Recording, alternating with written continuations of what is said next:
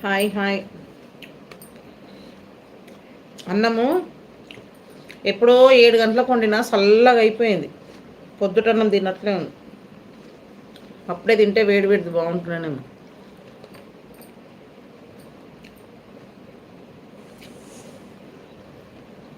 Hi hi.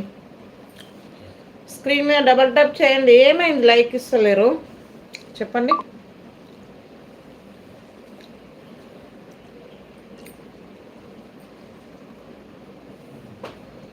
ఎందుకు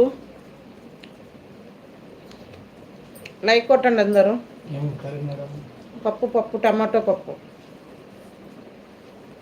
పప్పు పప్పు టమాటో పప్పు, టమాటో పప్పు. లైక్ కొట్టండి అందరూ.